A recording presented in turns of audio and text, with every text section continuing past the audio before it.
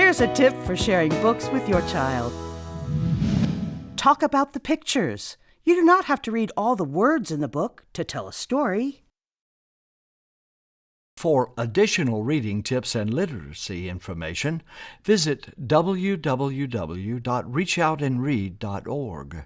Hello, my name is Rash, and I'm going to read a book I wrote for my children. It's called The Shark's Tooth. There once was a little girl who lived with her grandparents in a beach house that looked as if it were built on stilts. There was a very small village nearby, but only grown-ups lived there. Every night, the little girl went to sleep listening to the sound of the ocean.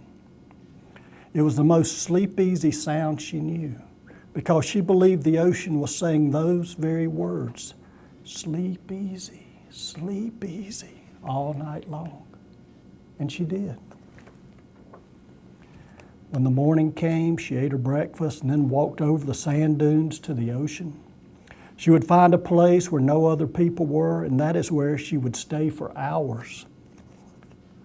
What a strange child, the grown-ups of the village said. She has no friends or brothers or sisters, they said. She must be terribly lonely. But they were wrong. She did have friends. What the grown-ups, even her grandparents, did not know was that the little girl had thousands of friends. Friends of all colors and sizes and shapes, enough to fill an ocean. Maybe it was because she had grown up listening to the ocean that every creature in it talked to her and would tell her of their lives on the other side of the water. At first, she had trouble understanding them because they spoke from under the water and their voices were very gurgly. But after a while, she understood every word perfectly, and she and the creatures of the sea would talk for hours. And she never told anyone, not even her grandparents, because she knew how grown-ups were about such things, especially if they had known that her best friends of all were sharks. Yes, sharks. And because she was a very, very special girl, and because sharks have many, many teeth that are always pushing and crowding one another, the sharks would let her have the extra teeth as something to play with. Whenever a shark felt a tooth loosen and break free, it would swim into the shallows and spit it out on the beach. Now, the little girl did not approve of spitting, but since the sharks had no hands, that was the only way. She decided what was bad manners for humans was not necessarily bad manners for sharks. Some days, hundreds of teeth would be on the sand, all up and down the beach, so many she could not possibly gather them all. The little girl would make all sorts of wonderful things with the teeth. She made necklaces and bracelets, windows and doors for sandcastles. And then one day her grandparents said, "It's time for you to go to school."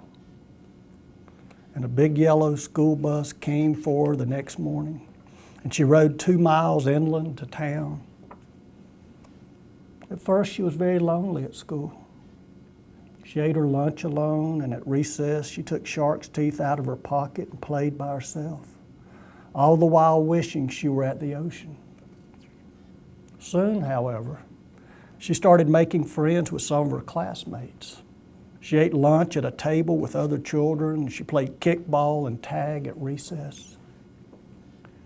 She visited her new friends' homes and sometimes spent the night. At first, it was hard for her to sleep in a place where she could not hear the ocean whisper, sleep easy, all night. But after a while, she slept just fine in her friends' inland houses. Months passed, and then years, and the little girl was no longer little. And then, one day, not even a little girl, but a grown-up woman.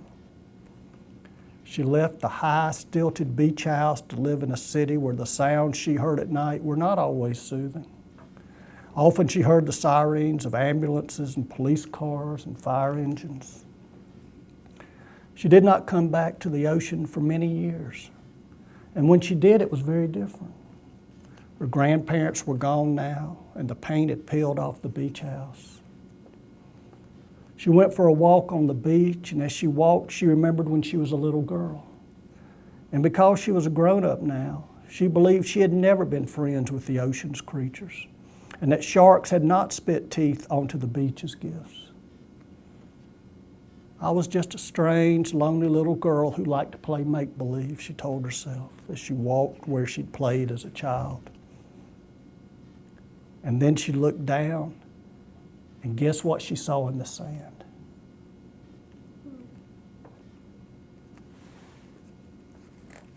What do you think? Shark tooth. Exactly, a shark's tooth. A shark's tooth. That night she lay down in the bed she had slept in as a child. Clasped in her hand was the shark's tooth she'd found on the beach. All night the ocean whispered, "Sleep easy, sleep easy." And she did.